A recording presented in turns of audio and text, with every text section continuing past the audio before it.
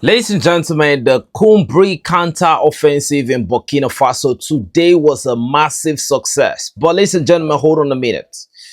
This is one of the most kinetic operations that has happened in Burkina Faso in recent time.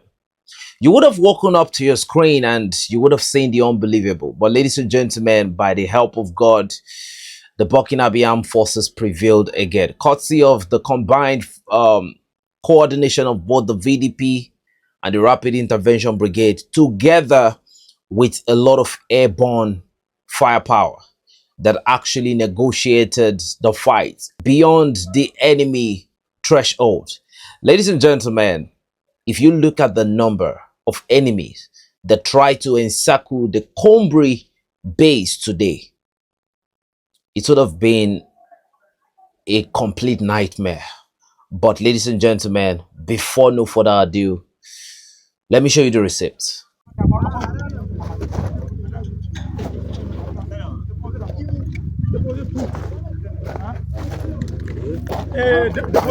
Après, on va gérer.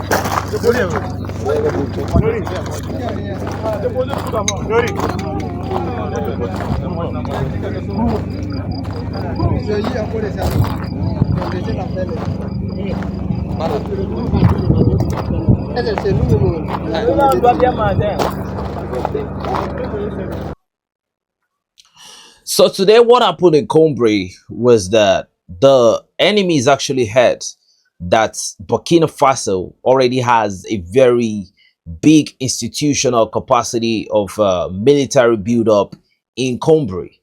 Now, a lot of people won't tell you this. Mainstream or non-mainstream, the Koumbri military base have actually been overrun before. It was what I witnessed. And that was the first time I heard about Koumbri. One of the JNIM elements actually said, "C'est compris." That was how he called it. "C'est compris." They were even questioning one of the troops. You know, that was when I actually started getting interested in, Pan-Africanism and all of that. And I actually got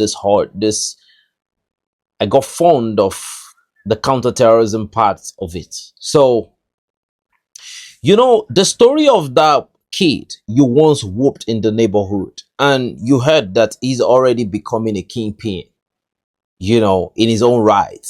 There's still going to be this confidence that, what? I'm going to go out there and show him that who the real bad around here is. I think that was the situation. The enemies were still living in their lost glory, their old glory, man.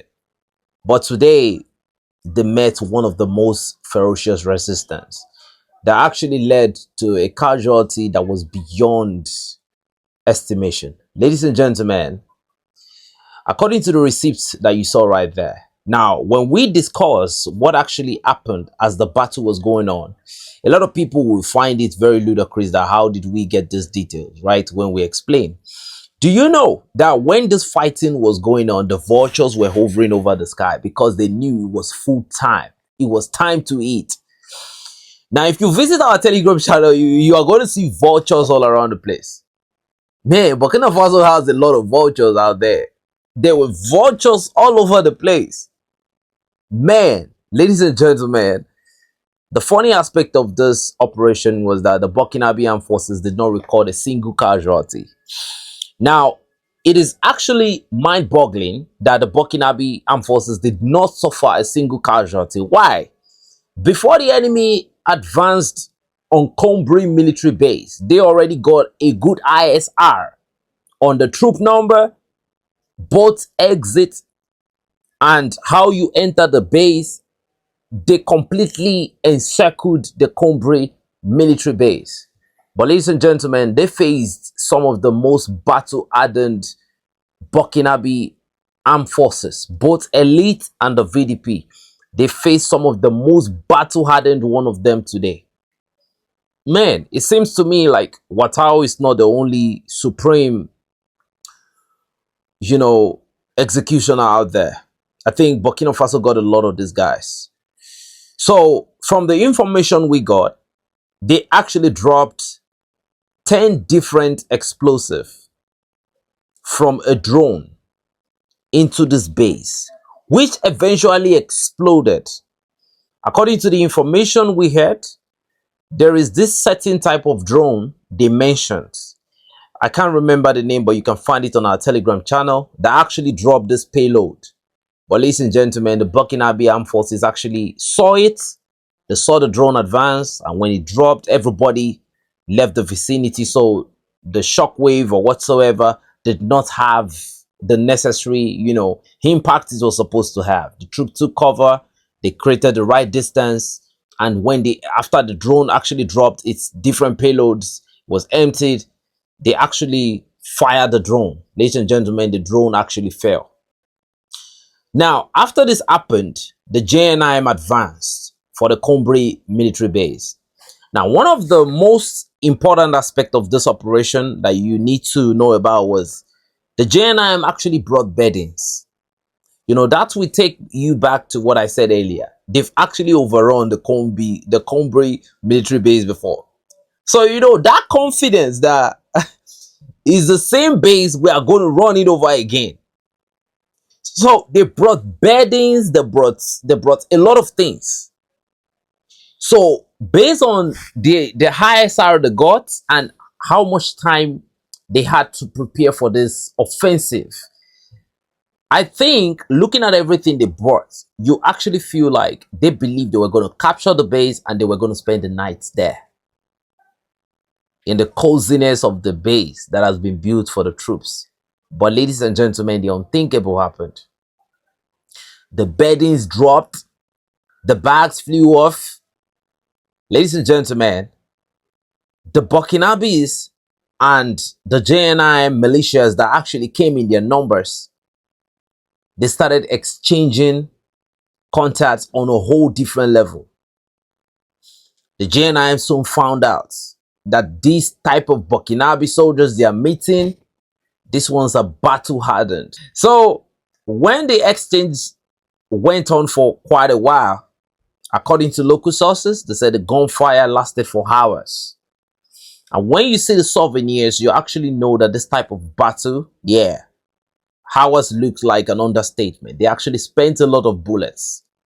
Even if you look at some of the shell kit, if you look at some of the magazines that was breathed around their body, you will see that a lot of bullets have already been, expended. So the Burkinabé started inflicting casualties on this man.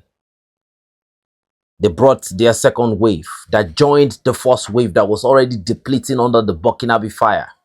At this point, the Burkinabé airborne vectors already approached and they initiated quick contacts. If you go and see the receipt on our Telegram channel, the troops actually continue to engage the elements as some of them tried to flee. But the fire was so superior that they procured maximum casualty. Now, we have so much evidence of this. So much evidence. I wouldn't have loved to talk about this operation because the souvenirs that we got for you is enough to tell the story of what happened. But I just felt like, okay, let's bring the true picture of how the offensive actually went. The Burkinabé captured a lot of motorcycles. More than 4 to 5 elements were dropped in real time. Some of those were the ones that were taken based on the injuries they had. There were some that were not accounted for. Those were the ones that were completely obliterated by the airborne vectors. You will see everything on our Telegram channel. Just go into the description of this video. You are going to see the Telegram link right there. Just when you scroll down, you are going to see everything right there. Very vicious, ladies and gentlemen. The Burkinabé were able to, negotiate from a place of strength with overwhelming firepower. Ladies and gentlemen, what do you think about this move? This is coming this is coming at a time when a lot of people have been talking about Burkina Faso recently, with the Beninese forces calling on them. Togo trying to collaborate with the AES. So a lot of people have been asking, is it the same AES that is still being attacked, or what type of AES are they talking about? Ladies and gentlemen, this is just the acid test right there. This is the big proof that the Burkina Faso armed forces actually has the wherewithal and the combat capability to match any threat at this point in time. Now, what I love about this operation is the timely response of the airborne vectors to the need of pressing concern. I don't know what would have happened if the airborne vectors didn't come and initiate the assault it actually initiated, that actually seriously turned the tide of the game. Because looking at the numbers of the element that actually came, based on the fact that they already had an ISR, based on the fact that they actually used drones and they actually dropped a lot of explosive into the base before they even show up. So, and the Burkinabè were able to rise above all odds and defeat this element. And to wrap it all up, the vultures were all over the place feasting. Ladies and gentlemen, this is unlike anything I've ever seen. I mean, the Burkinabès actually showed true capability at this point in time. And I think, this just proves that Captain Ibrahim Traore is working. And it further shows that all of these African countries, which I choose not to mention their name, that continues to lobby around, negotiate with terrorists, hold peace deals and all of that, it means that there is some sort of connivance with these elements, because Burkina Faso choose to fight terrorism, and we are seeing the evidence right there. In my country, you hear things like the troops just neutralized, so and so. You hear inflammatory numbers, and you don't even see no souvenirs, you don't see no evidence, there's no receipt. It's all made up. And a lot of people have been asking me on this platform that why am I not talking about my country? Why would I? Where is the evidence at? You talk about them in the morning that they just perform based on the intel they give you, that they just did something fantastic, and in the evening you hear the bandits took a lot of people from the same location where you just dropped your so I can't do it. I can't do it. All right reserved. I give that to Nigeria. They can do what they do, right? But Burkina Faso is a situation of seeing is believing. And I actually love what I'm doing right now. So, and this also does a lot more to give a lot of credit to the Russian armed forces. They are really, really doing a fantastic job. Now, secondly, let's go into Mali. Today, Mali actually launched serious assault in the Kidal region. They launched assaults in different parts of the northern Mali territory, and several elements were actually being taken out. According to the information we're given, they said it was an airstrike assault. It's all this type of assaults where critical decisions were being made at the right time. Now, Mali has become a jam box for the enemy, because it seems to me like even if the enemy hide under grasses, the Malian drones seem to find them. If it's not the Malian drones, it's the Malian helicopter. If it's not the Malian helicopter, it's the Malian Sukhoi. Ladies and gentlemen, what is this that we are seeing in northern Mali? And according to some of the information that is getting to us, that Mali has some surveillance drone that has the capability to stay in the sky of Mali for over 36 hours. It just shows you that the capabilities of the AES states is just on a whole nother level. So AES is not just for fun of it. They are really, really serious about this liberation business. So ladies and gentlemen, let's move to Central African Republic, because what the Western media will tell you is that the Central African Republic is in trouble, that the Wagner machineries in Central African Republic are really causing a lot of damage, abusing the civilians and all of that. But ladies and gentlemen, today there is something that actually defies the whole narrative, because the Central African Republic president was actually ceremoniously presenting medals of honor to the Russian military instructors, 18 of them, for their hard work and dedication to the liberation of Central African Republic from their neo-colonial hegemon. Ladies and gentlemen, this just shows that the influence of Russia in Africa continue to improve by the day, while the West continue to sell propaganda. Ladies and gentlemen, the proof is always out there. It's just a matter of time.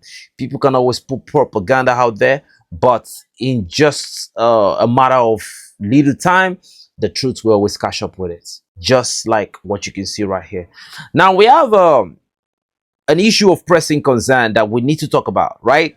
Just after this huge defeat of these elements by the Burkinabè armed forces and the whole Christian operation that happened in Mali, now we are getting 2 hours ago we got a credible information that that an Air Force Beach King Air 360 registration number TUVMF using call sign Pedro flew almost the entire length of the border of Ivory Coast with Burkina Faso this afternoon and collected data during the ISR mission.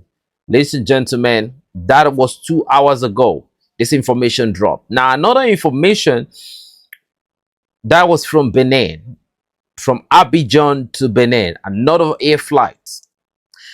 The name of this air flight is ACASA CN 235 300M aircraft with hidden identity flew from Abidjan, presumably to the Toulon airport this evening, suspecting is the French military. In addition, a drone with expired US reg number N67593 A8FIFA F1FA and call sign test 130 appeared north of Undali, Benin today. Ladies and gentlemen, what could have led to this whole reconnaissance, aircraft flying all over the whole place? Is there a suspicion that Benin Republic might be drifting towards, liberation again, and they're trying to put their stamp on it? And again, why is a reconnaissance aircraft hovering around the border between Ivory Coast and Burkina Faso? Ladies and gentlemen, this question at this point we cannot answer. The only thing we can put out there is that Burkina Faso landed the enemy with a very crushing defeat today, and I think the enemy can continue to shield that defeat for now. Even though it's a bitter defeat, they can continue to eat that up until they have enough cojones to engage the Burkinabè armed forces once again. And at that point, I think, the results will be seriously emphatic. Ladies and gentlemen, what do you think?